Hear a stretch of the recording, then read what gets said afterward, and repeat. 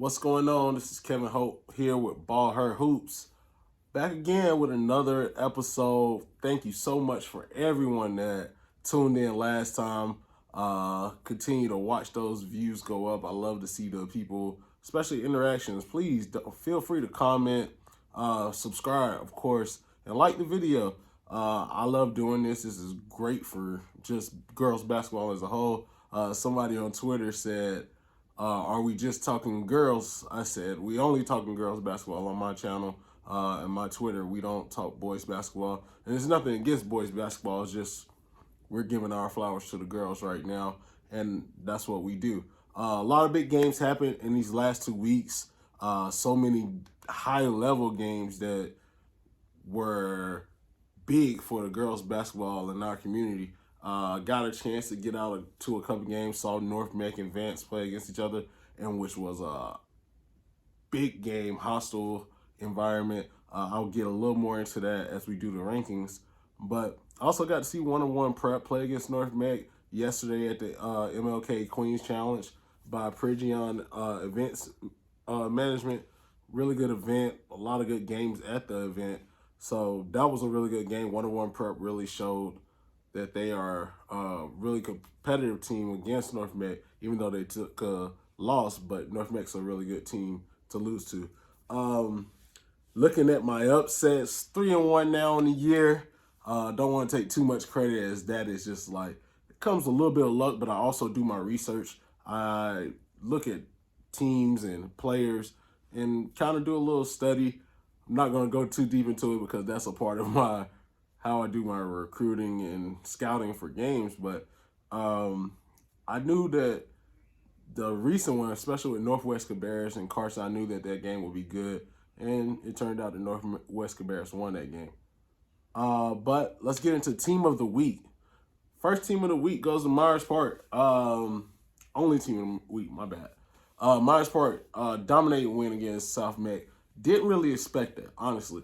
That was one of those games to where one team is just showing that they're better. I think South Mac will give them a better game at home, but that game for sure, Myers Park dominated. And I think they really starting to show that they're a state contender. I think a lot of people, I watched the Observer Preps episode, and that's nothing against them, but they mentioned that Catholic, Chambers, and Lake Norman were the three for the state title. I don't think you should mention any state title hosts without mentioning Myers Park. They have one of the best point guards in the area in Mia Exeris.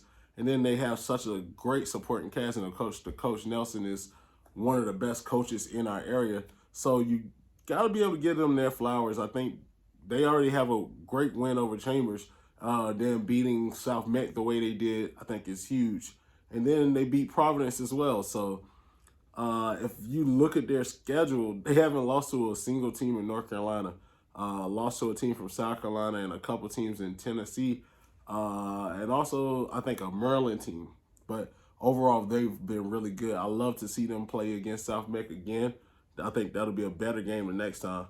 I think this week, especially like this coming week, is not as big for public schools because a lot of them won't play till Friday, especially the Charlotte Mecklenburg schools. They won't play till Friday. I know the other counties are allowed to play before then, but the CMS schools, I think, during finals, their finals for this semester are upon them, so they won't really be playing as much. But with that said, let's go ahead and get into the Fire Fit team. And just a little background on the Fire Fit team. Similar to the Sweet 16 or other things that other organizations or companies may do, but with mine, it's more of a looking into who you played, not just your name, because a lot of times we look at teams, great records, but who have you played? If you haven't beat a team that's been playing really good teams, what does it matter? You're not preparing yourself for that state championship. So that's what I try to do. I try to look at that. And then, of course, record does matter. Not going to say it doesn't. 8 losses is 8 losses. 9 losses is 9 losses. You still are losing a high amount of games. But for some teams, if you've won a lot more than you lost, and you just played a lot of games, then that matters as well. So on my honorable mention list, I'm going to start with Independence. Independence is struggled a little bit, but they got a good win yesterday against Legion Collegiate. Um, I think they still have a great chance to be a really good team. They got Charlotte Catholic coming up soon, and I think they're the only team that so far has been close to Charlotte Catholic, losing by 2 points. I have Cox Mill. Cox Mill's been a team that's kind of been sticking around. I feel like I rank 20 teams, honestly. But they've been sticking around that 16 to 17 range. They'll win, lose, win, lose. But I think they're still right there. Hopewell's still a team that I think is better than what they showed against Chambers. Chambers just really showed them that they was big sister. They kind of put them in a headlock and didn't let up. That's really the basis of that game. Hopewell just wasn't prepared. I think they'll be maybe more prepared next time they play, but I still don't think they're as talented or as good as Chambers is. But they still have a good team, and they're going to be able to compete with other teams in the conference. So those are my 3 honorable mentions. Then we go into number 15 in the Fire 15. We go to Carson. They're 10-3. Mary Spire is close to 1,000 points. I don't know if she's already hit it yet, but I know when I read it on Friday, she was almost there. So hopefully she hits it soon, and big congratulations to her for that accomplishment. Hit 1,000 points is big. Mary Holland Waters from Charlotte Country Day just hit 1,000 points. So it's a lot of players that's seniors ready to hit that 1,000-point markers. I think they're getting back to where they want to be. They suffered a tough loss to Northwest Cabarrus, but I think they still may have a chance to win that conference championship. You always get to play each team twice, so there's always a chance that they get to play them again and get some revenge. So number 14, I actually have Hickory Ridge there. They've been really good in their conference, undefeated. They have a big game coming against Lake Norman Thursday. They just got a win against Cox Mill. So right now, them and Lake Norman are head-to-head in that conference to see who will be that conference leader. And then, of course, when you get that win over whoever else was tied with you, that kind of gives you the edge going into the rest of the conference. Number 13, I have Northwest Cabarrus. Big win against Carson. They only have 1 loss so far. They are a team that you may want to look at in the 3A division to compete for a state championship. I mean, when you have 8 wins and only 1 loss, it is going to be to where you're getting accustomed to winning, and then you find ways to win. Against Carson, they found a way to win. They hit a big shot to win that game, and that's big. That's a big momentum boost for your players, coaches, morale, all those things come into play. So big congratulations to them for that win. I think they're going to be a really good team, and a lot of people don't really know about them, so that makes it even better for them because they're under the radar. Number 12, Newton Conover. If you haven't seen Cassidy Geddes, I watched film the other day. Great player. She's been the region player of I think it was either the week or the month. Can't really remember right now. But they took a tough loss to East Burke, their conference mate. I think they still are able to win that conference championship because they'll play East Burke again. And I think they have a really good chance to compete for that 2A championship. There's a lot of good 2A teams that's on the Western region that I think will be a part of that last group to be in that like Elite 8, Sweet 16 realm. I think that is going to be big for Newton Conover to just make it there. I think if they make it there, you got the guards, you got the size inside with Emma Fox. So if they can make it there, I think they'll be good. Number 11, One of One Prep. One of One Prep is really good team. I think they struggled last night against North Met just simply because North Met's guards are really great on defense. I probably praised them so many times about their defense. But One of One Prep found a way to continue to be in this game, getting the ball in. The big Ella Hobbs, who was dominant, especially once she touched it in the paint. if she got in the paint, she was pretty much as guaranteed that she was going to score. So they're 18-8. This is one of those exceptions to the 8 losses. They've played 26 games and they have, I don't know exactly how many, but I'm assuming at least they have 12 to 14 more games before their season ends. So they're looking at 40 games this season, which is a lot. Honestly, I think they are going to win a lot of games, but they're going to play competition, and that's the biggest thing that Coach George wants out of his team. He wants them to play at the highest level, and he wants them to play good teams, not just teams just to beat up on. So I really respect that, and that's why they're still ranked as a team, even though they're number 11. Number 10, Shelby. I told people at the beginning of the year, Shelby losing to Chambers and Myers Park was a blessing for them because those are 2 high 4A teams. They're a small 2A team that really are a 3-headed monster, but their role players have been better and better. Big game coming against Kings Mountain. I really want to see that because Kings Mountain has Sanaya Wilson. They have another young lady there. I can't remember her name, but she's a really good player as well. And then they got East Rutherford, who's supposed to be a good school as well. But I think Shelby wins that game against East Rutherford. But I want to see that matchup with Kings Mountain because they have a good guard core as well. Number 9, Lake Norman.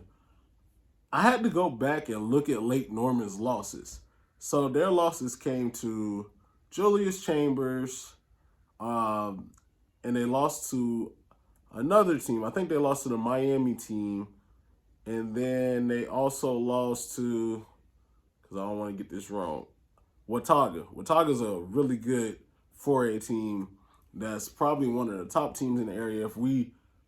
If this was next year and we were covering their area, they would probably be one of the top 2 teams on this list because they've beaten some really good teams so far. But Lake Norman is really finding their ways. They had a long break. I don't know if it was because of COVID or what, but they came back against South Iredale, blew them out. Big games this week. They have one of the hardest schedules this week. They have Mooresville, who's been really good in conference. Hickory Ridge, who's the number 14 team on our list, and a team that will give them a good run.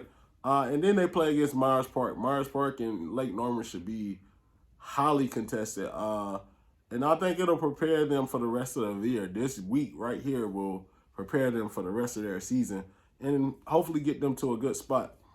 And then number 8, I have South Meck. South Meck took a tough loss to Myers Park. I think that was really unexpected for most people that they lost like that. But they came back 1-2 times, heading into the second half of conference. I think they're probably looking forward to that Myers Park rematch.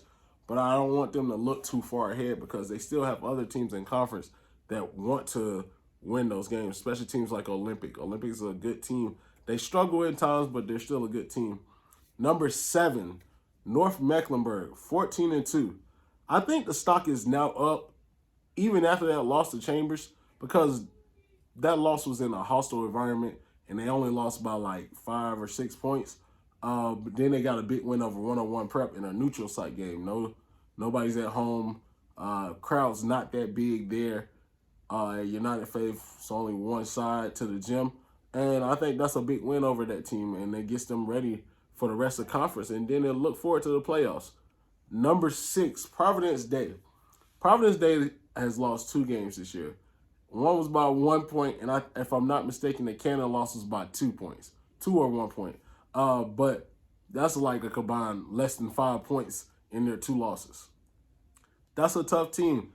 Everybody I've talked to is saying, Kev, their defense has been the biggest aspect of them that has been major for them. They're playing lockdown defense. Coach Springer has them ready to play, and that's going to be big for them come playoff time. Private school playoffs is a little earlier than the public school playoffs, so they have the rest of conference, which is probably about 7-8 more games, and then they're on to the playoffs. They'll have their seed meeting, and then right into it on that Tuesday. Number 5, Salisbury, 11-1. One long loss, as I've mentioned before, is to Apex Friendship. Other than that, you're looking at an undefeated team. They're one of the teams that you have to consider to be a 2A favorite to get to that championship game. I think between them, Shelby, and Newton Conover, that's going to be a battle. Whoever doesn't have to play the other two teams before the regional final, I think lucks up kind of, because it's going to be a tough road, whoever gets that other side. So, number 4, I still have Chambers there. Chambers is a number 4 team. Started out conference with 2 big wins against Hopewell, and then going to North Meck and winning in that hostile environment. Like, when I say a hostile environment, they were sold out. People were trying to get in. People were teachers trying to get in with their badges, and I'm talking about JV girls, JV boys game, like sold out, nowhere to sit. People were like kind of crunched up. Even the baselines like packed with photographers, media, all different types of things at this game. And North Meck couldn't overcome it. Chambers actually went in and won a game. Mila was big in that game. They did lose to Winston-Salem Christian National on Saturday, but they only lost by single digits, which is not a bad loss to that team. Number 3, got Cannon there. Cannon, big win against Providence Day. That was huge for them, and they continued their winning ways against Charlotte, I think Christian. I think they beat Charlotte Christian pretty good. So now they're continuing to find their way.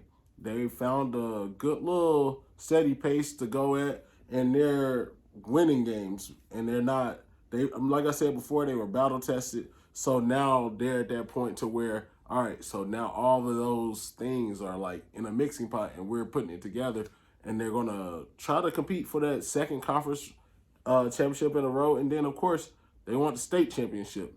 That's the biggest thing for Cannon. They're playing for state championships. Number 2, I have Myers Park.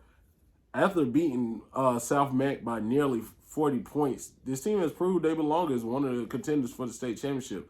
They have a big battle with Lake Norman. Those are 2 4A teams that kind of want their respect. They both are teams that are leading their conference and are going to put up a good battle. And number 1, I have Charlotte Catholic. Charlotte Catholic, again, is undefeated. Still haven't seen them really let up off of anyone. Closest game has been the Independence, who they'll play soon, but the biggest game I wanted to see was this Monday against Providence Day, but I don't know if that game will be played because of the weather here in Charlotte. So that's the Fire Fit team. I have my games of the week.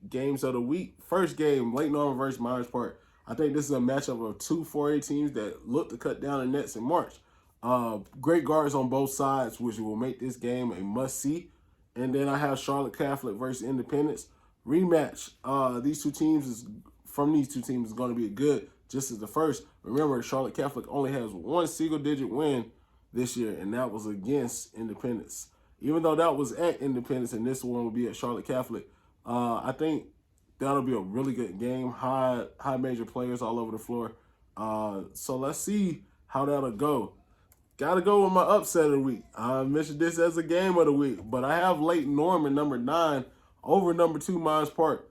I think Lake Norman has one of those teams to where we don't talk about them as much. We did at the beginning of the year, and then they lost, but they didn't lose bad. They lost to 3 teams in Chambers, Watauga, and then the Miami, Florida team, which is a really good team if you haven't seen them. Those are their 3 losses this year.